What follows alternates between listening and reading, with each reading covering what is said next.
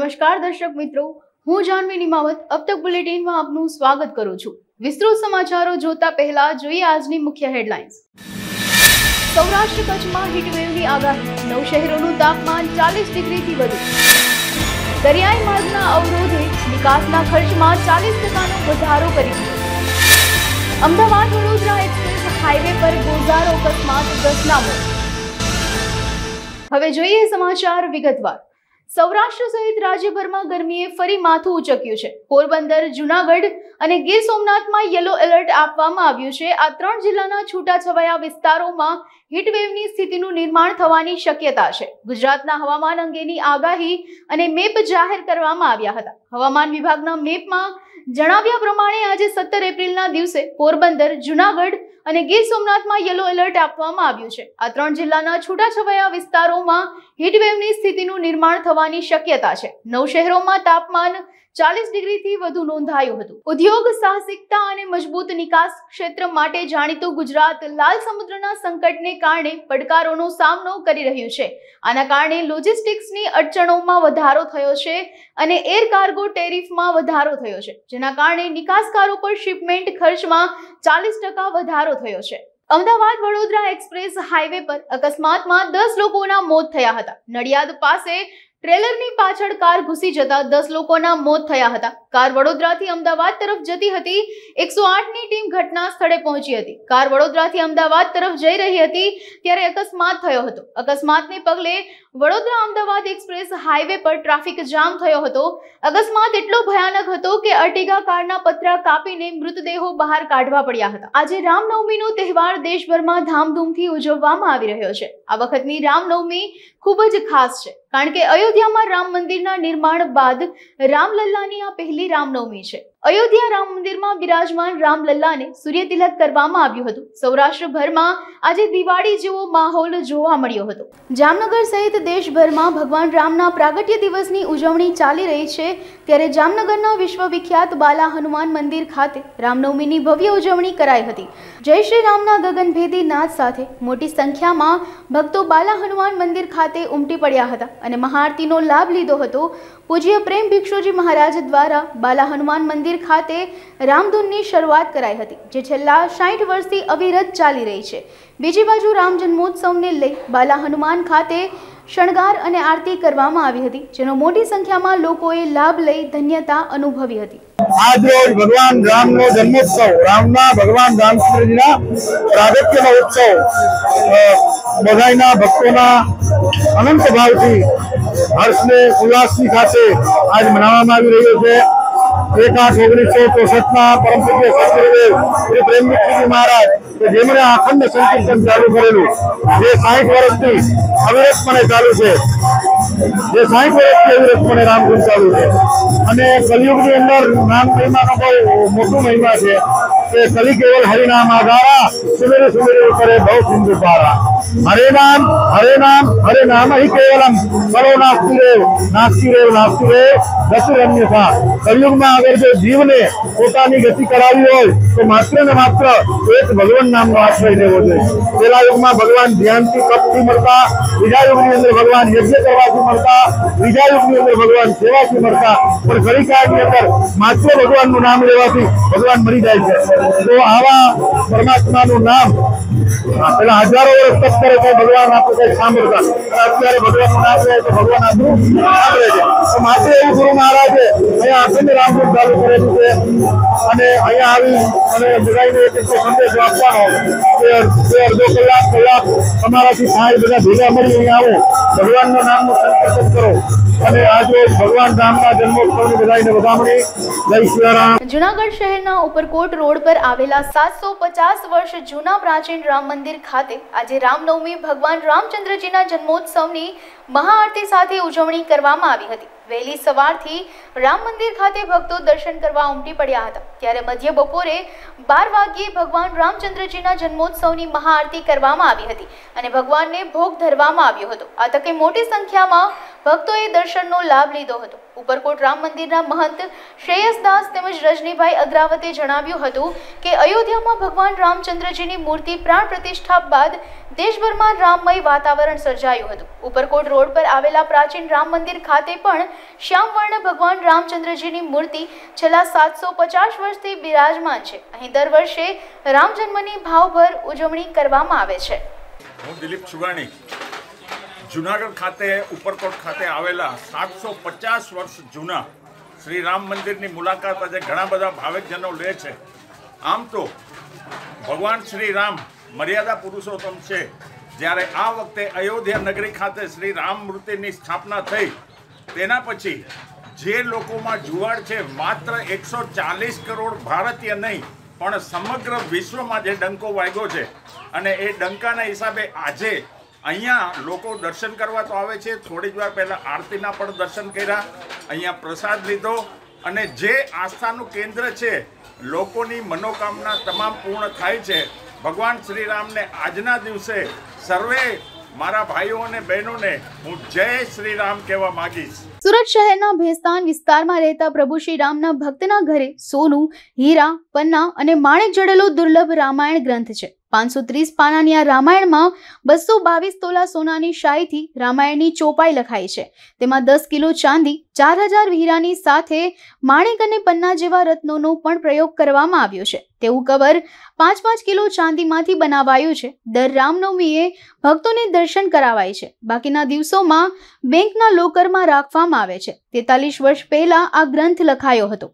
સુવર્ણ રામાયણ અંગે રાજેશભાઈ રમેશભાઈ ભક્તાએ જણાવ્યું હતું કે 1981માં તેમના દાદા અને પ્રભુ શ્રી રામના પરમ ભક્ત રામભાઈ ગોકર્ણભાઈ ભક્તાએ લખી હતી. રામભાઈ વિશેષ પુષ્ય નક્ષત્રમાં ગ્રંથ લખ્યો હતો. આ રામાયણ લખવામાં કુલ 9 મહિના અને 9 કલાકનો સમય થયો હતો. આ લખવામાં 12 લોકોએ સહકાર આપ્યો હતો. ચોપાઈ થકી 530 પાનામાં ભગવાન રામનું જીવન ચરિત્ર દર્શાવાયું હતું. આ રામાયણ ગ્રંથ ફક્ત રામનવમીના પાવન પર્વે જ ખુલ્લો મૂકવામાં આવે છે. આજે સમગ્ર રાજ્યમાં રામનવમીની ભક્તિભાવથી ઉજવણી કરવામાં આવી રહી છે. ત્યારે કેશોદ શહેરના મુખ્ય રામ મંદિરે બપોરના 12 કલાકે મહાઆરતીમાં શહેરભરના રામ ભક્તો ઉમટી પડ્યા હતા. શહેર અને ગ્રામ્ય પંથકમાં શાસ્ત્રોક્ત વિધિ સાથે યજ્ઞ સહિતના ધાર્મિક કાર્યક્રમો યોજાયા હતા.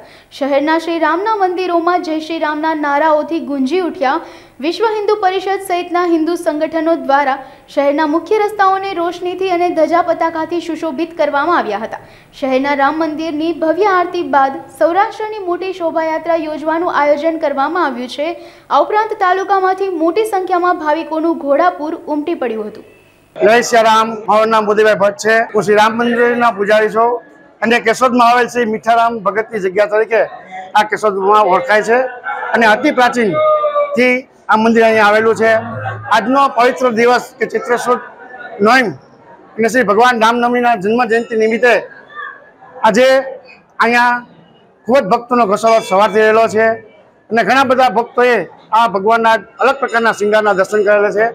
આજનો દિવસ એટલા માટે પણ ખાસ ગણવામાં આવે છે કે આજે અયોધ્યામાં રામલલ્લાના પ્રાણ પ્રતિષ્ઠા પછી પહેલી રામનવમી આવેલી છે અને વૈજ્ઞાનિકોના રિસર્ચ બાદ એને ભગવાન શ્રી રામનો તિલક એટલે કે સૂર્ય દ્વારા એને તિલક કરવામાં આવે છે કે સૂર્ય ભગવાન પણ એને નમન કરે છે.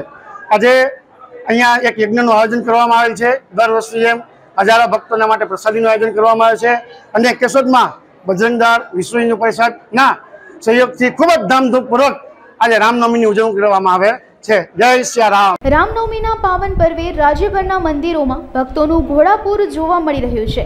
ત્યારે લીંબડી શહેરમાં રાધેશ્યામ મંદિર, બાહેરાપરા રામજી મંદિર અને સૌરાષ્ટ્ર નિંબાર્ક પીઠ મોટા મંદિર તથા ભલગામડા ઠાકર દ્વાર રામજી મંદિરમાં રામનવમીની ભવ્ય ઉજવણી કરવામાં આવી રહી છે. આ તમામ મંદિરમાં વહેલી સવારથી જ ભક્તોની દર્શનાર્થે ભાવિકોની ભીડ જોવા મળી હતી. ઠેર ઠેર રામ જન્મોત્સવની ઉજવણી કરવામાં આવી હતી. વાંકાનેરમાં રામનવમીની ઠેર ઠેર ઉજવણી કરવામાં આવી હતી. શહેરમાં આશરે 500 વર્ષ જૂના પૌરાણિક એવા શ્રી રઘુનાથજી મંદિર કુબાપીઠ ખાતે રામનવમીની ઉજવણી કરવામાં આવી હતી. પૂજન અર્ચન, આરતી, થાળ અને ફરાળનું આયોજન પણ કરવામાં આવ્યું હતું. ભાવિકોએ પંજરી, ફરાળનો પ્રસાદ લીધો હતો. રામ, લક્ષ્મણ, જાનકીની મનોરમ્ય પૌરાણિક અને ધાર્મિક મહાત્મય સભર મૂર્તિ પ્રતિમાના દર્શન કરી ભાવિકોએ ધન્યતા અનુભવી હતી. વાંકાનેરની રઘુનાથજી શેરી ખાતે આવેલ શ્રી રઘુનાથજી મંદિર આશરે 500 વર્ષ જૂનું પુરાણું મંદિર મનાય છે. ગરીબદાસજી મહારાજે 500 વર્ષ પહેલા આ મંદિરની સ્થાપના કરી હતી અને ત્યારબાદ વાંકાનેર શહેર વસ્યું હોવાનું કહેવાય છે. આ મંદિરને કુબાપીઠ કહેવાય છે. આથી ભગવાન શ્રી રામનું આ મંદિર વિશેષ ધાર્મિક મહાત્મય ધરાવે છે. વાંકાનેર મધ્યમાં આવેલું શ્રી રઘુનાથજીનું મંદિર બહુ પુરાતન અને જૂનું 11મી પેઢીમાં મારો નંબર 11માં એક આચાર્ય તરીકે સેવા હું આપી રહ્યો છું. ભગવાનની દયાથી આજે ખૂબ ખૂબ દયા અને લાગણી પ્રેમને વચ્ચે દરેક વસ્તુ અમારી બાબતમાં અમારે ક્યાંય મુશ્કેલી નથી આવી રહી. ભગવાન મને મેતે દરેક વસ્તુની પૂરવણી અમને કરી રહેલ છે. એક ભગવાનની અમારા ઉપર મોટી કૃપા રહેલી છે. ધન્યવાદ. સુરતમાં પવિત્ર રામનવમીની ઉજવણી ઉત્સાહ અને ઉમંગભેર થઈ રહી છે. ત્યારે રામ મંદિરમાં આજે વહેલી સવારથી જ ભાવિકોના ઘોડાપુર જોવા મળી રહ્યા છે. ભાવિકો જય શ્રી રામના નારા સાથે મંદિરમાં ભગવાનના દર્શન કરી રહ્યા છે, જેથી મંદિરમાં પણ વિશેષ વ્યવસ્થા દર્શન માટે કરવામાં આવી છે. મંદિરોમાં વિશેષ કાર્યક્રમોનું પણ આયોજન કરવામાં આવ્યું છે. અલગ અલગ રામજી મંદિરમાં યજ્ઞ, ભંડારા અને ભજન સહિતના વિશેષ કાર્યક્રમોનું આયોજન કરવામાં આવ્યું છે. મોટી સંખ્યામાં રામ ભક્તો દ્વારા કેસરી કપડાં પહેરીને તથા ધ્વજ લઈને પણ લોકો જોવા મળી રહ્યા છે. ભાઈચારાની સાથે પિતૃભક્તિ દર્શાવતા રામનવમીને લઈને મંદિરોમાં બપોરની પણ વિશેષ આરતીના કાર્યક્રમ યોજવામાં આવ્યા છે. રામજી મંદિર કતારગામ કુંભાર પ્રજાપતિ સમાજનું મંદિર છે. આ મંદિર 200 વર્ષ જૂનું છે. અહીંયા આજના દિવસે લગભગ 5 થી 7 હજાર ભક્તો દર્શન કરવા પધારશે. રામનવમી નિમિત્તે ભગવાન રામે આપેલા જે આદેશ છે, પોતે પોતાના જીવનમાં માતૃભાવ અને ભાતૃભાવજીનું જે દર્શન કરાવ્યું છે એ પરિવારો જીવતા થાય એના માટે ભગવાન શ્રી રામના ચરણોમાં આજના શુભ મંગળકાર દિવસે પ્રાર્થના. આજે બપોરે પૂજા છે, પછી આરતી થશે અને સાંજે સમૂહ આરતી થશે અને રાત્રે ભજન થશે. તો ને બસ ભગવાને જે માર્ગ આપણને આપ્યો છે એ માર્ગ એમને જે જીવન જીવીને બતાવ્યું છે એ રીતનું આપણા પરિવારમાં જીવન બને એવી ભગવાનના ચરણે પ્રાર્થના કરી. આ રામજી મંદિર ઓછામાં ઓછું 250 વર્ષ જૂનું છે. અહીંયા આજે રામનવમી જન્મ ઉત્સવ નિમિત્તે ભક્તોનું ઘોડાપુર સવારથી એક તદ્દન ચાલુ છે. એમાં રામે જે પોતે જે લક્ષ્ય લીધું છે એ લક્ષ્ય લઈને ભગવાનને એવી પ્રાર્થના કરીએ કે બધાને જીવનમાં તમારે જેવું લક્ષ્ય પ્રાપ્ત થાય અને તમારા આશીર્વાદ સદા માટે પ્રાપ્ત થાય એવી ઈચ્છા. રામનવમી નિમિત્તે બપોરે 12 વાગ્યા ધામધૂમથી રામ જન્મ ઉજવાય છે. ત્યાર પછી ભગવાન બધા રામનો પ્રસાદ વેચાય છે. પ્રસાદ વેચાય તો 2 વાગી જાય. 2 વાગ્યા પછી ભજન કીર્તન ચાલુ થાય. એ કન્ટિન્યુ એટલે 3-4 વાગે ચાલે. 4 વાગ્યા પાછા ભક્તો પ્રસાદ લઈને છૂટા પડે. પાછા 7 વાગ્યે ચાલુ થાય ભજન.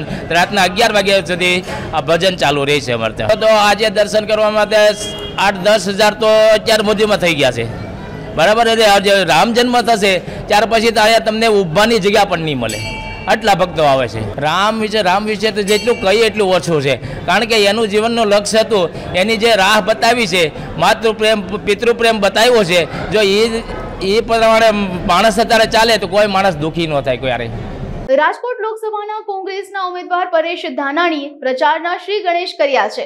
આજે પત્રકાર પરિષદ યોજીને માહિતી આપતા તેઓએ જણાવ્યું હતું કે સત્તાના અહંકારને ઓગાળવા સ્વાભિમાનની લડાઈ લડવા આવ્યો છું. 19મીએ ફોર્મ ભરવાનો છું. ચૂંટણીના પડઘમ વાગ્યા છે ત્યારે ભાજપ દ્વારા રાજકોટને રણમેદાનમાં પરિવર્તન કરવાનો પ્રયાસ કરવામાં આવી રહ્યો છે. ત્યારે આ પડકારને ઝીલવા અને જન સુધી આ પડકારોને પહોંચાડવાની જવાબદારી મારી છે. ભાજપ પર પ્રહાર કરતા તેઓએ જણાવ્યું હતું કે ગુજરાત ભાજપમાં દાવાનળ જેવી સ્થિતિ ઊભી થઈ છે. દારૂબંધીના નારાનો સૌથી પહેલો અમલ કરનારું આ ગાંધીનું ગુજરાત એ ડ્રગ્સ ઉતારવાનું ગેટવે બને ત્યારે ગુજરાતની આવતી પેઢીને આ શાસકો ક્યાં ધકેલવા માંગે છે એ જનજનના મનમાં હવે સવાલ થાય છે. ઘણા બધા પ્રશ્નો છે, પણ સમસ્યાઓ અલગ હશે. એ દરેક સમસ્યાઓથી પીડિત વર્ગ અલગ હશે. આપણે જોઈએ કે નાના માણસના પરસેવાની કમાણીમાંથી કર આતંકવાદે આજ સરકારી તિજોરીઓને છલકાવવાનો પ્રયાસ થાય છે. કર આતંકવાદ છે, ટોલ આતંકવાદ છે. નાના માણસની પરસેવાની કમાણી એ સરકારી તિજોરીમાં કર આતંકવાદથી લૂંટાઈ રહી છે અને બીજી તરફ સરકારી તિજોરીનો માલ એ મુઠ્ઠીભર ધનાઢીપતિઓના ખિસ્સામાં શું કામે સરકાવાય છે એ હવે ગુજરાતને સવાલ થાય છે. ઘણી બધી વાતો કરતા રહેશું, પણ આજ આ રાજકોટ રંગીલા રાજકોટની ભૂમિને વંદન કરવા આવ્યો છું. રાજકોટના સંસદ સભ્ય બનવા નહીં, એના હાથી બની અને આવતા 5 વર્ષ આ ભેળાઈ ગયેલું ખેતર એને સાફ કરવા માટે આવ્યો છું. રાજકોટના હૃદયને જીતવા માટે આવ્યો છું. દેશના બંધારણને બચાવવા માટે આવ્યો છું. સંવિધાનની સુરક્ષાના સંકલ્પને રાજકોટવાસીઓ વધાવશે એવો મને સંપૂર્ણ વિશ્વાસ છે. આ ચૂંટણી આવતા દિવસોમાં દેશની જે સાંસ્કૃતિક ધરોહર છે, જે આ દેશમાં ખુમારી હતી, આ દેશમાં રઘુકુળ રીત સદા ચલી આયે, પ્રાણ જાય પર વચન ન જાય. આજ રામનવમીનો શુભ દિવસ છે. આપ સૌને રામનવમીની હૃદયથી શુભેચ્છા પાઠવું છું. રાજકોટ બેઠકના કોંગ્રેસ ઉમેદવાર પરેશ ધાનાણી આજે અબ તકના મહેમાન બન્યા હતા, જેમાં તેઓએ જણાવ્યું હતું કે આ લડાઈ કોઈ વ્યક્તિ સામેની નથી. ભાજપના સ્થાનિક ઉમેદવારોને હાલ અસંતોષ જોવા મળી રહ્યો છે, કારણ કે જે શીર્ષને નેતૃત્વ છે તે અત્યારના અહંકારી બન્યું છે. હાલ સંજોગો સંપૂર્ણપણે બદલાઈ ગયા છે અને ભાજપે વર્ગ વિગ્રહનો પલીતો પણ ચાપ્યો છે. આ વાતની ગંભીરતાને ધ્યાને લઈ કોંગ્રેસના આગેવાનોએ જે ભરોસો મૂક્યો છે તેને હવે ચરિતાર્થ કરવાનો સમય પાક્યો છે. વધુમાં પરેશભાઈ ધાનાણીએ ભાજપ પક્ષ ઉપર શાબ્દિક પ્રહારો કર્યા હતા. એટલું જ નહીં, તેઓએ જણાવ્યું હતું કે હવે સ્વાભિમાન સમા યુદ્ધની શરૂઆત થઈ ચૂકી છે. ભાજપે રાજકોટને રણમેદાનમાં ફેરવવાનું ષડયંત્ર ઘડ્યું છે. હવે લોકશાહીને ટકાવવાનો પડકાર ઊભો થયો છે. અંતમાં તેઓએ જણાવ્યું હતું કે તેઓ અહંકારી માછલીની આંખ વીંધવા આવ્યા છે. કે પરેશભાઈ ચાના જુદી છે, રાજકોટની માગણી જુદી છે, તમારો ભાવ કેવા બે ટાઈપના? સાહેબ, આ લડાઈ વ્યક્તિ સામે વ્યક્તિની લડાઈ નથી. પરસોત્તમભાઈ વિરુદ્ધ પરેશ ધાનાણીની લડાઈ નથી. ભાજપ વિરુદ્ધ કોંગ્રેસ કે આમ આદમી પાર્ટીની આ લડાઈ નથી.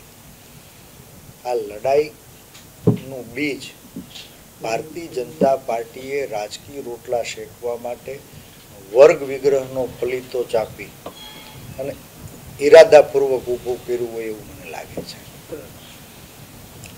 અને એ બીજના પાયામાં ભારતીય જનતા પાર્ટીની કાર્યાલયોએ લાગેલો જે દાવાનળ છે એને પલીતો ચાપવાનું કામ કર્યું છે. ભારતીય જનતા પાર્ટીના ઉમેદવારને અહંકારી નેતૃત્વએ પાયાના કાર્યકર્તાઓની અવગણના કરીને થોપી બેસાડવું હોય એવું પણ બની શકે. અને બીજી તરફ પરેશ ધાનાણીને રાજકોટ નહીં, ક્યાંય પણથી આ 5 વર્ષ માટે ચૂંટણી ન લડાવવા 1 વર્ષ પહેલાં રાષ્ટ્રીય નેતૃત્વને, પ્રાદેશિક નેતૃત્વને, જિલ્લા કોંગ્રેસ પરિવારને મેં વિનંતી કરી હતી. અને એના મૂળ કારણો પારિવારિક મુદ્દા હતા, કૌટુંબિક સમસ્યા હતી, સામાજિક સમસ્યા હતી. મારી ઘરે ઉછરનારી 2 દીકરીઓ પૈકી મોટીને 5 વર્ષમાં વળાવવાનું ટાણું પાક્યું હતું. એટલે એ દીકરીઓની ચિંતાને લઈ અને આ વખત ચૂંટણી લઈ લડવાનો નિર્ણય. પણ પક્ષને કહેવાય ને કે લડાઈ એક નેતાની. સંજોગો બદલાણા. ભારતીય જનતા પાર્ટીએ વર્ગ વિગ્રહનો પલીતો ચાપી અને ગુજરાતની, મારી, તમારી, આપણી નવી પેઢીને પાછળ ધકેલવાનો ફરી પ્રયાસ કર્યો. ત્યારે જો 2 દીકરીઓની ચિંતા કરવા રોકાઈ જાવ તો આ દેશની કેટલી દીકરીઓનું ભવિષ્ય એ ખતરામાં ધકેલાય. આ સ્થિતિમાં હું કે કોંગ્રેસ પક્ષનું નેતૃત્વ ચૂપ રહી શકે નહીં. આ વર્ગ વિગ્રહથી ભવિષ્યના પડકારોને રોકવા માટે મારા રાજકોટ કોંગ્રેસ પરિવારના બધા જ આગેવાનો, કાર્યકર્તાઓએ મને પ્રેમનું નોતરું કાઢ્યું અને પ્રેમના નોતરાનો હું અસ્વીકાર ન કરીશ. આગામી 21 એપ્રિલ 2024ના રોજ જૈનમના સંકલન દ્વારા રાજકોટનો સમસ્ત જૈન સમાજ ભગવાન શ્રી મહાવીર સ્વામી જન્મ કલ્યાણક મહોત્સવની ઉજવણી કરવા જઈ રહ્યો છે. આ ઉજવણીના ભાગરૂપે રાજકોટના સ્થાનકવાસી, ડેરાવાસી, શ્રીમદ રાજચંદ્ર ટ્રસ્ટ તેમજ દિગંબર શ્રી સંઘો તથા જૈન સાથી સંસ્થાઓના તમામ સભ્યો સહિતનો સમગ્ર જૈન સમાજ એક ભાણે બેસીને ગૌતમ પ્રસાદનો લાભ લે છે. આ ઉપરાંત ધર્મયાત્રામાં 9 કારના 9 પદ એવા 9 સ્ટેજ અને દરેક સ્ટેજ ઉપર 12 બાળકો મળી કુલ 108 બાળકો દ્વારા ધર્મયાત્રાને વધાવવામાં આવશે. આ અંગે વધુ વિગતો અબતક મીડિયાની મુલાકાતે આવેલા જૈન સમાજના અગ્રણીઓએ માહિતી પૂરી પાડી હતી. જય જિનેન્દ્ર. સમસ્ત રાજકોટ જૈન સમાજ આયોજિત જૈનમ પ્રાયોજિત ભગવાન મહાવીર સ્વામી જન્મ કલ્યાણક મહોત્સવ અંતર્ગત આગામી તારીખ 21/4/2024ના રોજ જૈનમ દ્વારા આ વર્ષે ભગવાન મહાવીર સ્વામી જન્મ કલ્યાણક મહોત્સવ અંતર્ગત સપ્તપદી કાર્યક્રમનું આયોજન રાખવામાં આવેલ છે. આ કાર્યક્રમ અંતર્ગત ચિત્ર સ્પર્ધા, રંગોળી સ્પર્ધા, બાળકોની વેશભૂષા, ધર્મયાત્રા, એનિમેટેડ શો અને અંતમાં ગૌતમ પ્રસાદનું આયોજન પણ રાખવામાં આવેલ છે. આ સાથે આજરોજ અમે અબતક પ્રેસની મુલાકાતે આવેલા છીએ. સ્પેશિયલી સપ્તપદી કાર્યક્રમની એક જે માહિતી હતી એ વારંવાર અમારા કમિટી મેમ્બરો દ્વારા આપના માધ્યમથી શ્રાવક અને શ્રાવિકાઓને આપેલી છે. આજે ખાસ કરીને ગૌતમ પ્રસાદ અંગેની માહિતી આપવા માટે અમો અબતક પ્રેસની મુલાકાતે જૈનમના સર્વે કમિટી મેમ્બરો આવેલા છીએ. આ ગૌતમ પ્રસાદની અંદરમાં વધુમાં વધુ શ્રાવક અને શ્રાવિકાઓ આ ગૌતમ પ્રસાદનો લાભ લઈએ એ હેતુસર અમે અબતક પ્રેસના માધ્યમથી સર્વે જૈનોને જણાવીએ છીએ કે આગામી તારીખ 21/4/2024ને રવિવારના રોજ જૂના સ્વામિનારાયણ મંદિર, ભૂપેન્દ્ર રોડ, રાજકોટ ખાતે 11:30થી ગૌતમ પ્રસાદ શરૂ થશે. આ માટેના પાસ દરેક સંઘની ઓફિસોએ અમે મોકલાવેલા છે. તે ઉપરાંત પણ ધર્મસભામાં તેમજ ધર્મયાત્રામાં આ પાસનું વિતરણ થશે. તો વધુમાં વધુ શ્રાવક અને શ્રાવિકાઓ આ ગૌતમ પ્રસાદનો લાભ લે એવી આપ સૌને મારી નમ્ર વિનંતી. જય જિનેન્દ્ર.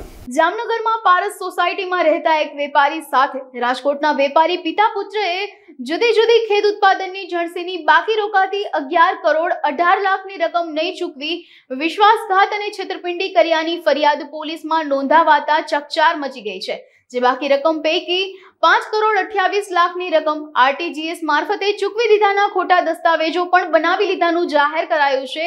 જે મામલે પોલીસ તપાસ હાથ ધરવામાં આવી છે. જે ફરિયાદના અનુસંધાને પંચકોશી B ડિવિઝનના પ્રોબેશનલ IPS અધિકારીએ IPCની કલમ હેઠળ ગુનો નોંધ્યો છે અને તપાસનો દોર રાજકોટ તરફ લંબાવ્યો છે. મારું નામ હિરેન વિજયભાઈ કોટેજા, મધુસૂદન મસાલા લિમિટેડમાં હું ડાયરેક્ટર છું. અમારે સાથે રાજકોટની પેઢી સોમનાથ ટ્રેડિંગ સાથે વેપાર હતો. માલની લેતી દેતી કરતા હતા. 11 કરોડ રૂપિયાનું પેમેન્ટ અમને મળેલ નથી. તેની વારંવાર ઉઘરાણી કરતા અમને 5 કરોડની માથેના RTGS કર્યા એવા આપ્યા હતા, બેંક સ્ટેટમેન્ટ ને RTGSની વિગત, પણ એની તપાસ કરતા તે ખોટી હતી એવી જાણવા મળ્યું. એટલે પાર્ટી અમારી પર વિશ્વાસઘાતને છેતરપિંડી કરી એવો અમે એના ઉપર કેસ કરેલ છે, જે પોલીસ તપાસ અત્યારે ચાલુ છે. પેઢી સાથે અમે 3 વર્ષથી કામ કરીએ છીએ. અમારી પેઢી 1975થી છે. અમારે વહીવટ તો 3 વર્ષથી ચાલુ છે અને અત્યારે લેવાની રકમ 11 કરોડ જેવી છે. જીરું, ધાણા, અનાજ, કઠોળ, ગુવાર ગમ એવા વેપારીની સાથે.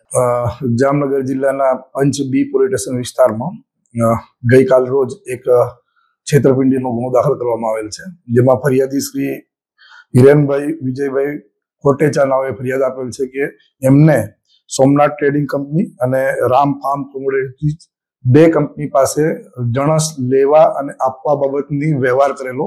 એ વ્યવહારની અંદર જણસ લેવાની જે હતી એ પણ એમને પૂરી નહીં પાડીને પૈસા લઈ લીધેલા છે, અને જણસ આપવાની હતી એ પણ એમને વેચી છે, એના અલગ પૈસા નથી આપ્યા. એવા એમ કરીને એમને અલગ અલગ જણસ અલગ અલગ સમયે છેલ્લા 3 વર્ષથી વ્યવહાર કરવા છતાં આ છેલ્લા સમયે થોડા ઘણા પૈસા આપી અને વિશ્વાસ કેળવી અને પછી પૈસા નહીં આપીને છેતરપિંડી કરેલાની ફરિયાદ દાખલ થયેલ છે, જેમાં કુલ 11 કરોડ 18 લાખની આજુબાજુની છેતરપિંડીની ફરિયાદ દાખલ કરવામાં આવેલ છે.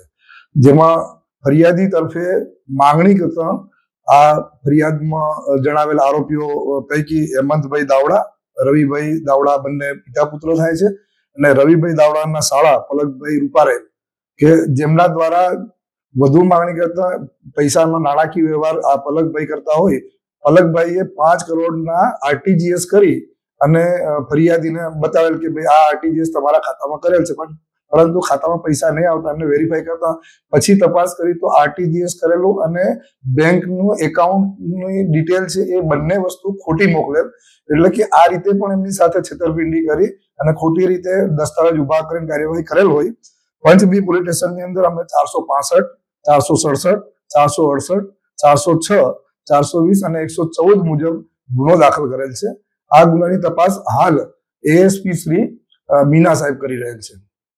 આ બંને આરોપીઓ રાજકોટના છે ને ત્યાં ટ્રેડિંગ કંપની ચલાવે છે અને એ પૈકીના આરોપી નંબર 3 પલકભાઈ રૂપારેલને પોલીસ દ્વારા ધરપકડ પણ કરવામાં આવેલ છે. તારીખ 26 થી 29 દરમિયાન ગોવા ખાતે amateur federation of roller basketball multi sports for all federation India દ્વારા આયોજિત ઉપરોક્ત નેશનલ ચેમ્પિયનશિપ 2024 યોજાવા જઈ રહી છે, જેમાં પૂજા હોબી સેન્ટરના 14 બાળકો આગામી તારીખ 26 એપ્રિલ થી 29 એપ્રિલ સુધી 4 દિવસ ગોવા જઈ રહ્યા છે.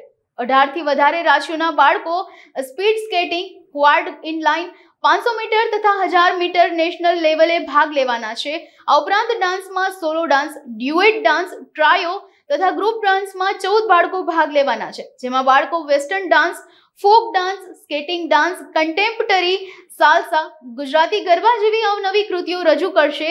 આ સમગ્ર કાર્યક્રમ અંગેની માહિતી આપવા હોબી સેન્ટરના શિક્ષક અને બાળકો અબતકની મુલાકાતે આવ્યા હતા. પુષ્પા રાઠોડ, પોદાર પ્રેપ અને પૂજા હોબી સેન્ટરના 14 બાળકો ગોવા ખાતે નેશનલ કોમ્પિટિશન જે યોજવાની છે તેમાં જઈ રહ્યા છે, જેમાં roller basketball, speed skating, Quad, artistic તથા ડાન્સ જેવી અવનવી કૃતિઓ રજૂ કરશે. 4 દિવસ યોજાનારી આ નેશનલ કોમ્પિટિશનમાં 18 થી વધારે રાજ્યોના 590 થી વધારે બાળકો ભાગ લેવાના છે.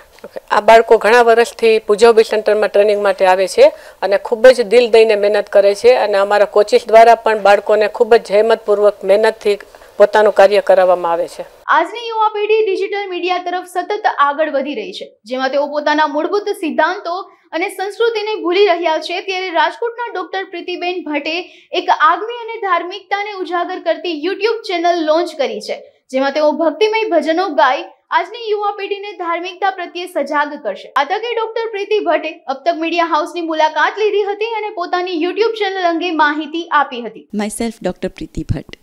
ખાસ આ ચેનલ એટલા માટે શરૂ કરેલી છે, મારા નામની પર્સનલ ચેનલ તો ચાલતી જ હતી, પણ સિદ્ધ મ્યુઝિકના નામની ચેનલ સ્પેશિયલી અત્યારે સનાતન ધર્મ અને ડિવોશનલ તરફ નવી પેઢીને વાળવા માટે આ એક નવું પગલું ભરેલું છે કે જેમાં અમે સ્પેશિયલી ડિવોશનલ બધા સોંગ્સ જ એમાં અપલોડ કરી રહ્યા છીએ. અને આજે ખાસ રામનવમીના દિવસે આ ચેનલ શરૂ કરી છે, જેમાં યંગ મ્યુઝિક ડાયરેક્ટર છે ઓમ દવે, જેનું મ્યુઝિક છે, અને એના એડિટર પણ નીરજભાઈ વ્યાસ છે, જેમણે એનું એડિટિંગ કરેલું છે. અને વિડીયોગ્રાફી જે છે એ તદ્દન અત્યારે નવી ટેકનોલોજી કે જે એનિમેશન મૂવી કહેવાય છે, તો એ એનિમેશન મૂવી ઉપર આખું આ સોંગ અમે વિડીયોગ્રાફી કરી છે, એ પણ ઓમ દવેએ કરેલી છે, જેમાં સ્વર મારો છે, સંગીતબદ્ધ કરેલું છે અને શ્રીરામ ફાઉન્ડેશને એમાં પ્રોડ્યુસ કરેલું છે.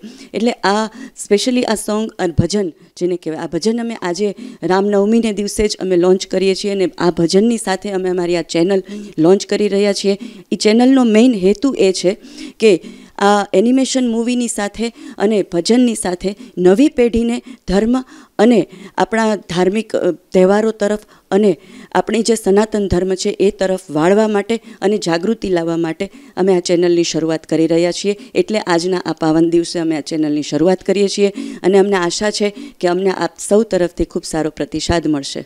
ઇનિશિયલ સ્ટેજ ઉપર પ્લાનિંગ એવું છે, પણ કદાચ એવું બને કે સારા સારા સિંગરોને પણ અમારી ચેનલ ગમે અને એમાં આવવા માટે જો એ તૈયાર હોય તો અમે એને પણ આવકારશું. સ્પેશિયલી સર, અત્યારે આપણે જે માહોલ જોઈ રહ્યા છીએ એમાં યુવા પેઢીને આ તરફ વાળવા માટે અમને એક કલાકાર તરીકે મને એક આ પગલું યોગ્ય લાગ્યું કે અત્યારની નવી પેઢી છે એમાં ઘણી વખત અમે વાત કરતા હોઈએ છીએ, because I am motivational speaker too. તો અમે ઘણી વખત સ્કૂલ કોલેજીસમાં જ્યારે જતા હોઈએ છીએ અને ધર્મ ઉપર કોઈ ચર્ચા કરતા હોઈએ છીએ ત્યારે ઘણી બધા એવા સબ્જેક્ટ છે કે જે લોકોને ખબર જ નથી હોતી આપણા ભગવાન વિશે, કે એમની હિસ્ટ્રી શું છે, એમની કથાઓ શું છે, એમના પ્લેસ ક્યાં ક્યાં છે, એ વિશે કદાચ એ લોકોને કંઈ ખબર જ નથી હોતી. એટલે અત્યારે જો આ ચેનલ દ્વારા અને આ મીડિયા દ્વારા લોકોમાં એ જાગૃતિ અમે લાવી શકીએ અને એવી જ કથાઓ છે, શ્લોક છે, સ્તોત્રમ છે કે જે એમના સુધી પહોંચાડી શકીએ અને એમના તરફ નવી પેઢીને જો આપણે વાળી શકીએ તો એ સૌથી મોટો પ્રયાસ અમારો છે અને એ તરફ વાળવા માટે જ આ સ્પેશિયલી અમે આ ચેનલની શરૂઆત કરી છે. સુરતના ડિંડોલી વિસ્તારમાં થોડા દિવસો પહેલા હત્યા થયેલો મૃતદેહ મળ્યો હતો. અજાણ્યા મૃતદેહની તપાસમાં જે હકીકત સામે આવી તે ચોંકાવનારી હતી, કારણ કે સગા મોટા ભાઈની હત્યા તેના જ નાના ભાઈએ કરી હતી. ઝઘડાળુ સ્વભાવના કારણે મોટા ભાઈથી કંટાળી તેની પત્ની પિયર જતી રહી હતી, જ્યારે માતા સાથે ઝઘડો કરતો હતો, જેની જાણ નાના ભાઈને અને માસીના દીકરાને થતા તેમણે ભેગા મળીને હત્યાને અંજામ આપ્યો હતો. ગતરોજ ડિંડોલી પોલીસ સ્ટેશન વિસ્તારમાં એક હત્યાનો બનાવ બન્યો હતો. આ બનાવમાં પીસીઆર અમારી ત્યાં ગઈ હતી 100 નંબર કોલને આધારે. આ પીસીઆર ત્યાં ગઈ ત્યારબાદ એક ડેડ બોડી મળી આવી હતી. શરૂઆતમાં બોડી આઈડેન્ટિફિકેશનનું મોટું ચેલેન્જ પોલીસ સામે હતું. ત્યારબાદ અમારા પોલીસ સ્ટાફના ખાનગી બાતમીદારો મારફતે ઇન્ફોર્મેશન મળી હતી કે આ જેની હત્યા થઈ છે એ વ્યક્તિનું નામ ગોવિંદ ઉર્ફે ગોવિંદા બચ્છાવ કરીને છે અને તે વેસુ સુડા આવાસમાં રહે છે. આ પ્રકારની ઇન્ફોર્મેશનના આધારે પોલીસે તેના પરિવારજનોનો સંપર્ક કર્યો હતો અને ત્યારબાદ એક પછી એક કડીઓ મળતા પોલીસે આખરે આરોપીની ધરપકડ કરી હતી. આરોપી છે એ એનો સગો નાનો ભાઈ કિશોર કરીને છે, એ અને એનો એક માસીનો છોકરો પુષ્પક, આ બંને મળીને એના મોટા ભાઈની હત્યા કરી હતી. હત્યા માટેની જે કારણ અત્યારે પોલીસ સામે આવ્યું છે એ મુજબ જે મરણ જનાર છે ગોવિંદ ઉર્ફે ગોવિંદા, એ કોઈ પણ જાતનું ઘરમાં કોઈ કામકાજ કરતો ન હતો, પરંતુ ઘરના લોકોને પરેશાન કરતો હતો, અવારનવાર ઝઘડા કરતો હતો. આ ગોવિંદાએ અગાઉ પણ એની પત્ની સાથે પણ ઝઘડો કર્યો હતો, જેથી એની પત્ની ત્યાંથી ઘર છોડીને જતી રહી હતી. ત્યારબાદ એના સસરા સાથે પરમ દિવસે પણ એણે ઝઘડો કર્યો હતો. એની બાબતની ફરિયાદ લઈને એના જે મરણ જનારના સસરા પણ ત્યાં એમના પરિવારને ત્યાં મળવા આવ્યા હતા અને વાતચીત કરી હતી.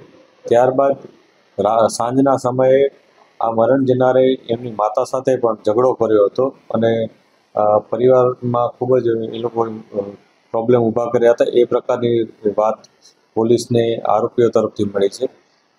આરોપીઓનો કહેવા મુજબ અને અમને જે ઇન્ફોર્મેશન, અમે જે એવિડન્સીસ ભેગા કર્યા છે એ મુજબ આરોપીએ પોતાના માસીના દીકરા ભાઈ સાથે મળી અને રાતના સમયે તેઓ કડોદરા બાજુ જતા હતા. એ દરમિયાન નીચે બેસી બાઇકમાંથી ઉતર્યા હતા અને ત્યારબાદ એની હત્યા નિપજાવી હતી. ત્યાંથી તેઓ નાસી ગયા હતા. પોલીસને પહેલાં જે બી ડેડ બોડી આઈડેન્ટિફાઈ થઈ ત્યારે પોલીસને ઇન્ફોર્મેશન મળી કે આ વ્યક્તિનો પરિવાર વેસુ સુડા આવાસમાં રહે છે. પોલીસે ત્યાં જઈને એની માતાની પૂછપરછ કરી હતી. ત્યારે એને માતાએ આ બોડી આઈડેન્ટિફાઈ કર્યું હતું અને જણાવ્યું હતું કે આ એમનો દીકરો છે અને ગઈકાલે એના નાના દીકરા ભેગા ત્યાં પોતાના નાના દીકરા સાથે ત્યાં બહાર ગયો હતો. ત્યારબાદ એના જે નાનો દીકરો કિશોર છે એની પૂછપરછ કરતાં ખૂબ કોઈ સંતોષકારક જવાબ આપ્યો ન હતો. એટલે પોલીસની થોડીક શંકા મજબૂત બની હતી અને આ શંકાના આધારે વધુ ઊંડાણપૂર્વક પૂછપરછ કરતાં છેવટે પોલીસને જાણવા મળ્યું હતું કે આની હત્યા કરનાર એમનો નાનો ભાઈ કિશોર જ છે. હાલ સમાચારોમાં બસ આટલું જ. વધુ સમાચારો માટે જોતા રહો અબ તક. નમસ્કાર.